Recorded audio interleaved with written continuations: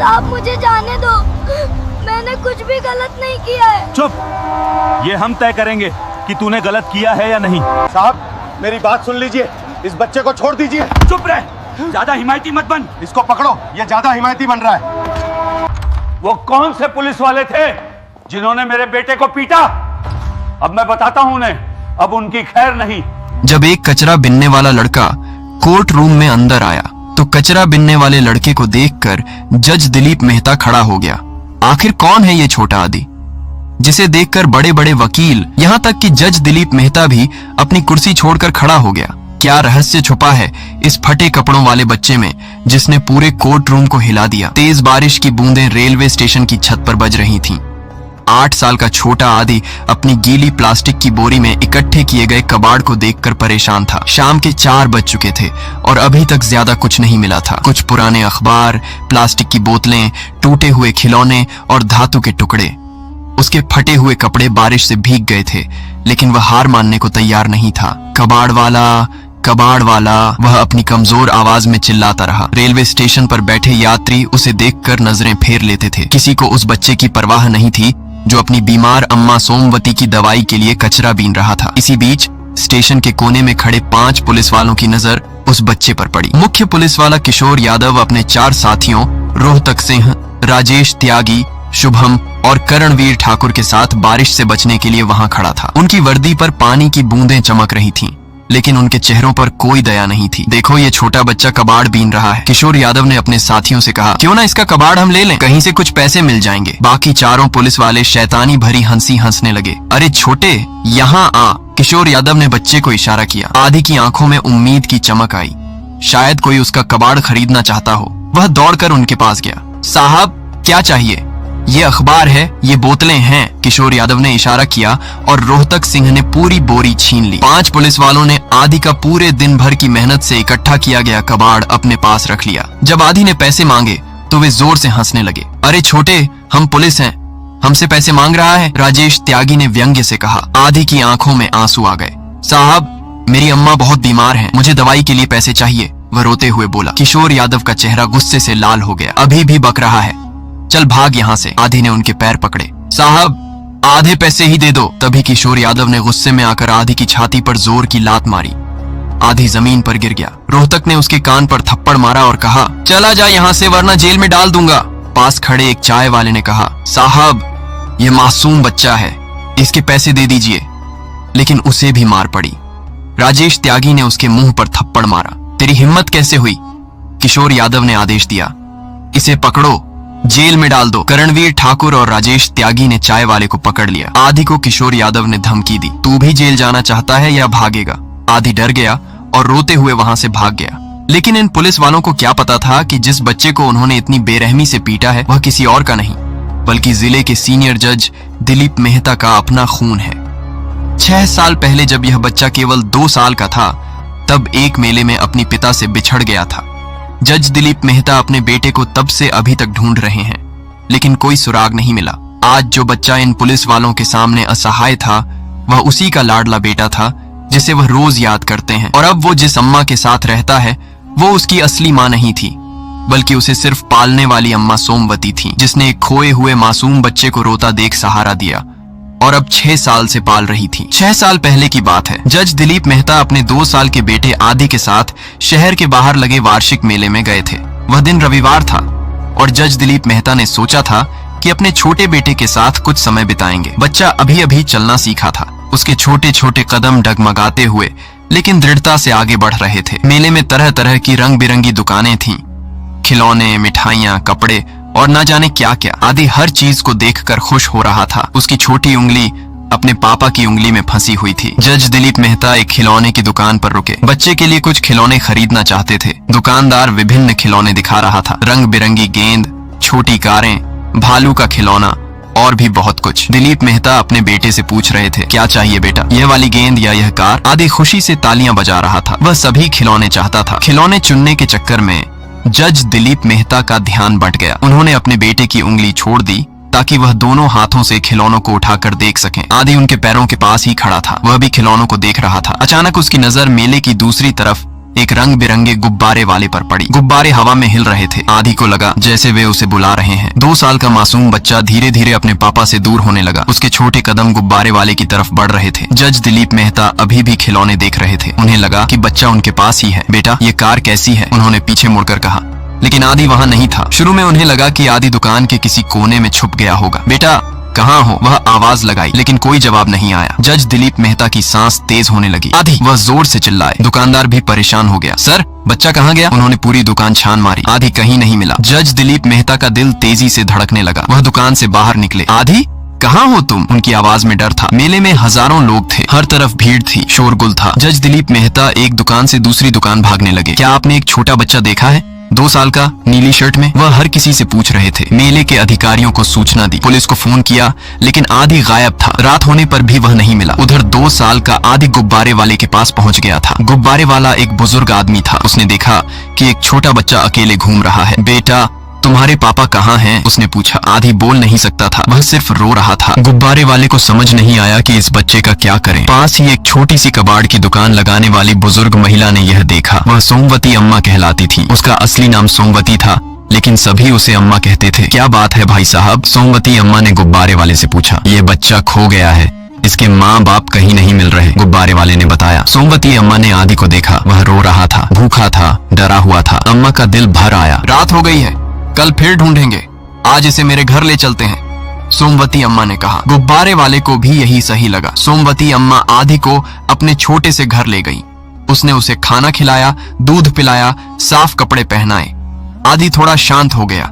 सोमवती अम्मा ने उसे अपने बिस्तर पर सुलाया। कल इसके माँ बाप मिल जाएंगे, वह सोच रही थी। जज दिलीप मेहता भी अपने बेटे को ढूंढने के लिए हर संभव कोशिश कर रहे थे। प्राइवेट जासूस रखे, पुलिस को आदेश दिए, पूरे प्रदेश में तलाश की, लेकिन दुर्भाग्य से दोनों को एक दूसरे का पता नहीं चला। साल बीतते गए। आदि बड़ा होने लगा। 3 साल, 4 साल, 5 साल। सोमवती अम्मा ने उसे बहुत प्यार से पाला, उसे पढ़ाने की कोशिश की, अच्छे संस्कार दिए। आदि भी अम्मा को बहुत चाहता था। वह जानता था कि सोमवती अम्मा उसकी सच्ची माँ नहीं है, लेकिन उसके लिए सोमवती अम्मा ही सब कुछ थी। जब आदि 7 साल का हुआ तो सोमवती अम्मा की तबीयत खराब होने लगी। पहले छोटी मोटी बीमारी थी, फिर गंभीर हो गई। डॉक्टर ने बताया कि उसे डायबिटीज और हाई ब्लड प्रेशर है, नियमित दवाई लेनी पड़ेगी। एक दिन आदि बाजार गया। वहां एक कबाड़ी से मिला। चाचा जी, मुझे काम चाहिए। कबाड़ी ने उसकी बात सुनी। तू क्यों काम करना चाहता है? आदि ने अपनी पूरी कहानी बताई। कबाड़ी का दिल भर आया। देख बेटा, अगर तू चाहे तो तू मेरे लिए कबाड़ इकट्ठा कर सकता है। जो भी मिले, अखबार, बोतल, धातु के टुकड़े, सब लेकर आना। जो पैसे मिलेंगे उसमें से आधे तेरे, आधे मेरे। आदि खुश हो गया। वह रोज कबाड़ बीनने जाने लगा। रेलवे स्टेशन, मार्केट, कहीं भी जाकर कबाड़ इकट्ठा करता। जो पैसे मिलते उससे सोमवती अम्मा की दवाई लाता। सोमवती अम्मा को बहुत गर्व था अपने बेटे पर। कितना समझदार है मेरा बेटा। लेकिन आज जो कुछ हुआ था वह आदि के लिए सबसे बुरा दिन था। पुलिस वालों ने उसे बुरी तरह पीटा था। कबाड़ लेकर पैसे नहीं दिए थे। अब वह क्या मुंह लेकर सोमवती अम्मा के पास जाएगा? कैसे बताएगा कि आज दवाई नहीं ला पाया? आदि लड़खड़ाते हुए अपने छोटे से घर पहुंचा। उसका शरीर दर्द से कराह रहा था, कपड़े फटे हुए थे। सोमवती अम्मा अपने बिस्तर पर लेटी हुई उसका इंतजार कर रही थी। आदि को देखते ही वह चौंक गई। बेटा, ये क्या हाल है तेरा? सोमवती अम्मा घबरा कर उठ बैठी। आदि की हालत देखकर उसकी आंखों में आंसू आ गए। अम्मा, आज कुछ गलत लोगों से पाला पड़ा, आदि ने कमजोर आवाज में कहा। वह सोमवती अम्मा से झूठ नहीं बोल सकता था। उसने पूरी घटना बताई, कैसे पुलिस वालों ने उसका कबाड़ लिया, पैसे नहीं दिए और फिर उसे बेरहमी से पीटा। सोमवती अम्मा सुनकर रो पड़ी और आदि को गले से लगाकर रोने लगी। जिस वक्त पुलिस वाले आदि को मार रहे थे, उसी वक्त रेलवे स्टेशन के पास एक पत्रकार दिवाकर पांडे पूरी घटना को रिकॉर्ड कर रहा था। वह स्थानीय न्यूज चैनल के लिए काम करता था। आज वह किसी और खबर के लिए रेलवे स्टेशन आया था, लेकिन जो कुछ उसने देखा वह उसे हिलाकर रख गया। उसने अपने कैमरे में पूरी घटना कैद की थी। कैसे 5 पुलिस वालों ने एक 8 साल के मासूम बच्चे का कबाड़ लिया, पैसे नहीं दिए और फिर उसके साथ मारपीट की। दिवाकर पांडे का दिल भर आया था। उसने आदि का पीछा किया था, देखा था कि बच्चा कैसे रोते हुए अपने घर गया है। यह घटना दिखानी चाहिए, उसने सोचा। लोगों को पता चलना चाहिए कि हमारी पुलिस कैसी है। वह अगले दिन आदि के घर गया। सोमवती अम्मा की झुग्गी देखकर दिवाकर पांडे समझ गया कि यह कितना गरीब परिवार है। सोमवती अम्मा बिस्तर पर लेटी थी। आदि उसके पास बैठा था। मैं दिवाकर पांडे हूँ, एक पत्रकार हूँ, उसने अपना परिचय दिया। कल आपके बेटे के साथ जो कुछ हुआ मैंने देखा है। सोमवती अम्मा और आदि दोनों डर गए। साहब, हमने कुछ गलत नहीं किया, आदि ने कहा। नहीं बेटा, तुमने कुछ गलत नहीं किया, गलत तो उन पुलिस वालों ने किया है, दिवाकर पांडे ने कहा। मैं तुम्हारी मदद करना चाहता हूँ। उसने सोमवती अम्मा से बात की। सोमवती अम्मा ने बताया कि यह बच्चा उसका अपना नहीं है, 6 साल पहले मेले में मिला था, तब से वह इसे पाल रही है। दिवाकर पांडे को पूरी कहानी बहुत दिलचस्प लगी। एक तरफ पुलिस की बर्बरता, दूसरी तरफ एक बुजुर्ग महिला का त्याग और बीच में एक मासूम बच्चे की संघर्ष की कहानी। यह बहुत बड़ी खबर है, उसने सोचा। उसने पूरी घटना का विस्तृत रिपोर्ट तैयार किया, वीडियो को एडिट किया, एक प्रभावशाली शीर्षक लिखा, 8 साल का आदि बीमार मां की दवाई के लिए कबाड़ बीनता है, पुलिस ने कबाड़ लेकर पैसे नहीं दिए और बेरहमी से पीटा। यह शीर्षक था। दिवाकर पांडे ने वीडियो को सोशल मीडिया पर अपलोड किया, फेसबुक, ट्विटर, इंस्टाग्राम, यूट्यूब, हर जगह। वीडियो में साफ दिख रहा था कि कैसे किशोर यादव ने आदि को लात मारी थी, कैसे बाकी पुलिस वालों ने उसके साथ मारपीट की थी। वीडियो अपलोड होते ही तहलका मच गया, सोशल मीडिया पर आग लग गई। कुछ ही मिनटों में हजारों लोगों ने वीडियो देखा, लाइक्स, शेयर्स, कमेंट्स की बाढ़ आ गई। लोग गुस्से में टिप्पणियां कर रहे थे, ये कैसी पुलिस है, शर्म की बात है, इन पुलिस वालों को तुरंत नौकरी से निकाला जाना चाहिए, ये बच्चा कितना बहादुर है, सरकार को इस पर तुरंत कार्रवाई करनी चाहिए। 1 घंटे में वीडियो को लाखों व्यूज मिले, 2 घंटे में ये ट्रेंडिंग में आ गया। मीडिया चैनलों की नजर इस पर पड़ी, हर बड़ा न्यूज चैनल इस खबर को दिखाने लगा। पुलिस की बर्बरता का शिकार हुआ 8 साल का आदि, कबाड़ लेकर पैसे नहीं दिए, बच्चे को पीटा, मासूम बच्चे के साथ अमानवीयता, हर चैनल पर यही चर्चा हो रही थी। स्थानीय स्तर पर भी हंगामा मच गया, लोग सड़कों पर उतर आए, हमें न्याय चाहिए, पुलिस की बर्बरता बंद करो, नारे लग रहे थे। छात्र संगठनों ने प्रदर्शन किया, महिला संगठनों ने मोर्चा निकाला, सभी की एक ही मांग थी, इन पुलिस वालों को कड़ी सजा दी जाए। इधर उन 5 पुलिस वालों की हालत खराब हो गई। किशोर यादव, रोहतक सिंह, राजेश त्यागी, शुभम और करणवीर ठाकुर को एहसास हुआ कि वे बड़ी मुसीबत में फंस गए हैं। वीडियो अब राष्ट्रीय स्तर पर वायरल हो गया था, दूसरे राज्यों के लोग भी इसे देख रहे थे। अंतर्राष्ट्रीय मीडिया ने भी इस पर रिपोर्ट की। India police brutality on 8-year-old child जैसी हेडलाइंस विदेशी अखबारों में छपी। इधर जज दिलीप मेहता विदेश में एक अंतर्राष्ट्रीय न्यायिक सम्मेलन में हिस्सा ले रहे थे। रात का समय था जब उनके स्टाफ ने उन्हें यह वीडियो दिखाया। वीडियो देखकर उनका खून खौल गया। यह कैसी बर्बरता है, एक 8 साल के बच्चे के साथ ऐसा व्यवहार। लेकिन जब जज साहब ने आगे का वीडियो देखा तो उनके पैरों के नीचे से जमीन खिसक गई। वीडियो में सोमवती अम्मा बता रही थी कि यह मेरा बेटा नहीं है, यह तो मुझे मेले में मिला था। जब जज दिलीप मेहता ने यह बात सुनी, वह गुस्से से चिल्लाए। उन्होंने तुरंत अपनी टीम को फोन किया। मैं चाहता हूं कि तुरंत उस बच्चे और उसकी अम्मा तक पहुंचा जाए, जो भी मदद चाहिए वह की जाए, क्योंकि जज दिलीप मेहता समझ गए कि हो ना हो यह उनका अपना बेटा हो सकता है जो 6 साल पहले खो गया था। अगली सुबह जज दिलीप मेहता की टीम तुरंत आदि के घर पहुंची। टीम लीडर रमेश शर्मा सोमवती अम्मा की झुग्गी देखकर हैरान रह गया। इतनी गरीबी के बीच एक बुजुर्ग महिला और एक छोटा बच्चा कैसे गुजारा कर रहे हैं। सोमवती अम्मा बिस्तर पर लेटी थी, आदि उसके पास बैठा था। कल की मार की वजह से उसका शरीर अभी भी दर्द कर रहा था। मैं रमेश शर्मा हूँ। जज दिलीप मेहता की टीम से रमेश ने अपना परिचय दिया। हमें आपकी घटना के बारे में पता चला है, जज साहब ने आपकी मदद करने के लिए भेजा है। सोमवती अम्मा और आदि दोनों घबरा गए। साहब, हमने कुछ गलत नहीं किया, आदि ने डरते हुए कहा। नहीं बेटा, तुमने कुछ गलत नहीं किया, गलत तो उन पुलिस वालों ने किया है, रमेश ने आदि को समझाया। जज साहब बहुत गुस्से में हैं, उन्होंने तुम्हारी मदद करने का आदेश दिया है। रमेश ने सोमवती अम्मा की हालत देखी, वह बहुत कमजोर लग रही थी। उसने तुरंत जज दिलीप मेहता को बताया कि सोमवती अम्मा की तबीयत बहुत खराब है। जज दिलीप मेहता ने तुरंत आदेश दिया, अम्मा को तुरंत शहर के सबसे बड़े अस्पताल में ले जाओ। ठीक है सर। आंटी जी, आपको तुरंत अस्पताल ले जाना होगा। सोमवती अम्मा ने हाथ जोड़े। साहब, हमारे पास पैसे नहीं है, अस्पताल का खर्च कैसे होगा? रमेश ने कहा, आपको पैसों की चिंता करने की जरूरत नहीं, जज साहब ने सब इंतजाम कर दिया है। उन्होंने एम्बुलेंस बुलाई। सोमवती अम्मा को शहर के सबसे बड़े निजी अस्पताल ले जाया गया। अस्पताल में सोमवती अम्मा का पूरा चेकअप हुआ। डॉक्टरों ने बताया कि उनकी हालत गंभीर है, डायबिटीज और हाई ब्लड प्रेशर के अलावा किडनी में भी समस्या है, तुरंत इलाज शुरू करना होगा, डॉक्टर ने कहा। रमेश ने सभी पेपर वर्क करवाई। सोमवती अम्मा को प्राइवेट रूम दिया गया, बेहतरीन इलाज की व्यवस्था की गई। जज दिलीप मेहता का फोन आया, तुरंत उन पुलिस वालों के खिलाफ कार्रवाई हो। उनकी टीम ने कहा, ठीक है सर। तुरंत उन 5 पुलिस वालों के खिलाफ कार्रवाई शुरू हुई। किशोर यादव, रोहतक सिंह, राजेश त्यागी, शुभम और करणवीर ठाकुर को तुरंत सस्पेंड कर दिया गया। उनके खिलाफ धारा 323 स्वैच्छिक रूप से चोट पहुंचाना, धारा 506 आपराधिक धमकी और धारा 34 सामान्य इरादे को बढ़ावा देना के तहत मामला दर्ज किया गया। रमेश शर्मा रोज अस्पताल आकर सोमवती अम्मा का हालचाल पूछता था। जज साहब का कहना है कि आपको किसी चीज की कमी नहीं होनी चाहिए। उसने सोमवती अम्मा से आदि के बारे में और भी जानकारी ली। ये बच्चा आपको कैसे मिला था? सोमवती अम्मा ने पूरी कहानी बताई। कैसे 6 साल पहले मेले में ये बच्चा खोया हुआ मिला था, कैसे उसने इसके माँ बाप को ढूंढने की कोशिश की थी, कैसे कोई सुराग नहीं मिला था, कैसे उसने इसे अपना बेटा मानकर पाला था। रमेश को यह कहानी बहुत दिलचस्प लगी। उसने तुरंत जज दिलीप मेहता को फोन किया और पूरी बात बताई। सर, यह बच्चा इस महिला का अपना नहीं है, 6 साल पहले मेले में खोया हुआ था। जज दिलीप मेहता का दिल तेजी से धड़कने लगा। 6 साल पहले कौन सा मेला? सर, शहर के बाहर वाला वार्षिक मेला जो हर साल लगता है, रमेश ने बताया। जज दिलीप मेहता की सांस फूलने लगी। 6 साल पहले वह भी उसी मेले में गए थे। उसी मेले में उनका बेटा खो गया था। रमेश, तुम तुरंत उस बच्चे की एक तस्वीर भेजो और यह भी पता करो कि उसके शरीर पर कोई खास निशान है या नहीं। रमेश ने तुरंत आदि की तस्वीर जज दिलीप मेहता को भेजी। तस्वीर देखते ही दिलीप मेहता के होश उड़ गए। यह वही चेहरा था जिसे वह 6 साल से ढूंढ रहे थे।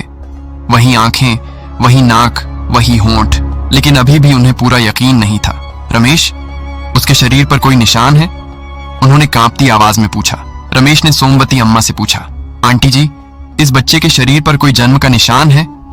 सोमवती अम्मा ने कहा, हाँ बेटा, इसके दाहिने हाथ की हथेली में एक छोटा सा काला निशान है और माथे पर भी एक छोटा सा तिल है। रमेश ने तुरंत फोन पर यह बात जज दिलीप मेहता को बताई।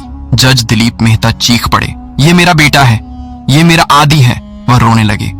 6 साल की तड़प, 6 साल का इंतजार, 6 साल की खोज आज खत्म हो गई थी। उनका बेटा मिल गया था, लेकिन कैसी स्थिति में मिला था? एक गरीब झुग्गी में कबाड़ बीनते हुए, पुलिस वालों की मार खाते हुए। रमेश, मैं तुरंत आ रहा हूं, किसी को कुछ मत बताना, ना बच्चे को ना उस महिला को, मैं खुद आकर सब कुछ संभालूंगा, दिलीप मेहता ने कहा। वह तुरंत एयरपोर्ट के लिए निकल गए। प्राइवेट जेट की व्यवस्था की। कुछ घंटों में वह अपने शहर पहुंच गए। इधर कोर्ट में उन 5 पुलिस वालों के खिलाफ सुनवाई शुरू हो गई थी। मजिस्ट्रेट ने वीडियो का सबूत देखा, गवाहों के बयान सुने। दिवाकर पांडे ने भी अपना बयान दिया। मैंने अपनी आंखों से देखा है कि कैसे इन 5 पुलिस वालों ने मिलकर एक 8 साल के बच्चे को बेरहमी से पीटा है। बचाव पक्ष के वकील ने कहा, माय लॉर्ड, मेरे मुवक्किल पुलिस वाले हैं, हो सकता है कि कुछ गलत फहमी हुई हो। लेकिन मजिस्ट्रेट ने कहा, वीडियो साफ है, इसमें कोई गलत फहमी नहीं है, ये स्पष्ट रूप से पुलिस की क्रूरता है। अभियोजन पक्ष के वकील ने कहा, माय लॉर्ड, ये सिर्फ एक घटना नहीं है, ये हमारे सिस्टम की नाकामी है। जो लोग कानून व्यवस्था बनाए रखने के लिए नियुक्त किए गए हैं, वही कानून तोड़ रहे हैं। एक 8 साल के मासूम बच्चे के साथ इतनी क्रूरता सिर्फ इसलिए कि उसने अपनी मेहनत के पैसे मांगे। कोर्ट रूम में भारी भीड़ थी। मीडिया, स्थानीय लोग, एक्टिविस्ट सभी आए थे। सभी न्याय की मांग कर रहे थे। कोर्ट के बाहर भी लोगों की भीड़ थी। इन पुलिस वालों को कड़ी सजा मिलनी चाहिए। न्याय देर से आए लेकिन आना चाहिए। मजिस्ट्रेट ने कहा, यह एक गंभीर मामला है। जब जज दिलीप मेहता कोर्ट पहुंचे तो वहां का मजिस्ट्रेट उन्हें देखकर खड़ा हो गया। सर, आप यहाँ? मैं इस केस को देखने आया हूँ, जज दिलीप मेहता ने कहा। सर, लेकिन ये तो मजिस्ट्रेट कोर्ट का मामला है, मुझे पता है, लेकिन ये केस मेरे लिए बहुत खास है। जज दिलीप मेहता ने एक तरफ बैठकर कार्यवाही देखना शुरू किया। कोर्ट रूम में सभी लोग जज साहब को देखकर हैरान थे। इतने बड़े जज इस छोटे से केस में क्यों आए हैं? मजिस्ट्रेट ने कार्यवाही जारी रखी। अब हम पीड़ित बच्चे और उसकी अम्मा के बयान सुनेंगे। रमेश शर्मा ने अस्पताल से फोन किया। सोमवती अम्मा और आदि को कोर्ट लाना होगा। 1 घंटे बाद एक एम्बुलेंस कोर्ट के बाहर रुकी। सोमवती अम्मा को व्हील चेयर पर लाया गया। आदि उसके पास चल रहा था। उसके कपड़े अभी भी फटे हुए थे, चेहरे पर मार के निशान थे। जैसे ही आदि कोर्ट रूम में दाखिल हुआ, जज दिलीप मेहता की सांस अटक गई। वह तुरंत अपनी कुर्सी छोड़कर खड़े हो गए। उनकी आंखें फैली हुई थीं। दिल तेजी से धड़क रहा था। पूरा कोर्ट रूम हैरान था। इतने बड़े जज एक छोटे से कबाड़ बीनने वाले बच्चे को देखकर क्यों खड़े हो गए? आदि भी जज साहब को देखकर घबरा गया। वह सोमवती अम्मा के पास जाकर छुप गया। अम्मा, ये बड़े साहब कौन हैं? मजिस्ट्रेट ने कार्यवाही शुरू की। आदि, तुम अपना बयान दो, तुम्हारे साथ क्या हुआ था? आदि ने डरते डरते पूरी घटना बताई।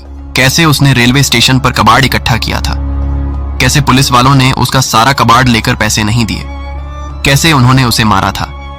जब आदि अपनी कहानी सुना रहा था, जज दिलीप मेहता के आंसू नहीं रुक रहे थे। यह उनका बेटा था, उनका लाडला आदि, जिसे वे 6 साल से ढूंढ रहे थे। कोर्ट रूम में सन्नाटा था। लोगों की आंखों में आंसू थे। सोमवती अम्मा ने भी अपना बयान दिया। यह मेरा बेटा नहीं है, 6 साल पहले मेले में मिला था। मैंने इसे अपना बेटा मानकर पाला है।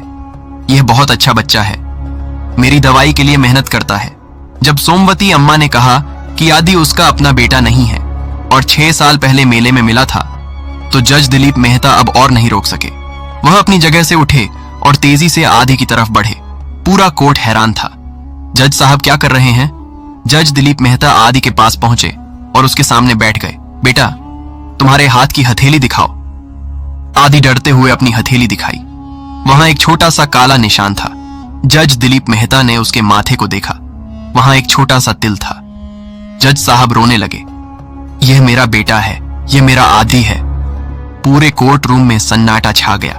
सभी हैरान थे। क्या कह रहे हैं जज साहब? जज दिलीप मेहता ने आदि को गले लगाया। बेटा, मैं तुम्हारे पापा हूँ। 6 साल से तुम्हें ढूंढ रहा था। आदि कुछ समझ नहीं पा रहा था, लेकिन मेरे पापा तो सोमवती अम्मा भी रो रही थी। बेटा, यही तेरे असली पापा हैं। मैंने तुझे सिर्फ पाला है। मजिस्ट्रेट और पूरा कोर्ट रूम हैरान था। जज दिलीप मेहता ने सभी को समझाया। 6 साल पहले मेले में मेरा बेटा खो गया था। आज पता चला कि यही वह बच्चा है। पूरा कोर्ट रूम भावुक हो गया। लोगों की आंखों में आंसू थे। जज दिलीप मेहता ने सोमवती अम्मा के पैर छुए। आपने मेरे बेटे को अपना बेटा बनाकर पाला है। मैं आपका कैसे शुक्रिया अदा करूं? सोमवती अम्मा रो रही थी। बेटा, ये तो मेरी जिंदगी है, लेकिन अब जब इसके असली पापा मिल गए हैं तो जज दिलीप मेहता ने उन्हें रोका। अम्मा जी, आप भी मेरी माँ हैं। आपने मेरे बेटे को पाला है।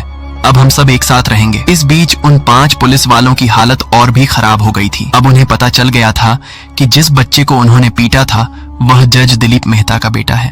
अब तो बस ऊपर वाला ही बचा सकता है, किशोर यादव ने कहा। मजिस्ट्रेट ने अपना फैसला सुनाया। इस मामले की गंभीरता को देखते हुए और इस बात को देखते हुए कि पीड़ित बच्चा जज दिलीप मेहता का बेटा है, मैं निम्नलिखित सजा देता हूँ। पूरा कोर्ट रूम खामोश था। किशोर यादव को मुख्य आरोपी मानते हुए 7 साल की कठोर कारावास की सजा दी जाती है। बाकी चारों रोहतक सिंह, राजेश त्यागी, शुभम और करणवीर ठाकुर को 5-5 साल की कठोर कारावास की सजा दी जाती है। न्यायाधीश ने अपने फैसले में कहा, यह केवल एक बच्चे के साथ अन्याय नहीं है, यह हमारे पूरे सिस्टम पर सवाल खड़ा करता है। जो लोग कानून की रक्षा करने के लिए नियुक्त किए गए हैं वही कानून तोड़ रहे हैं। इस तरह की क्रूरता बर्दाश्त नहीं की जा सकती।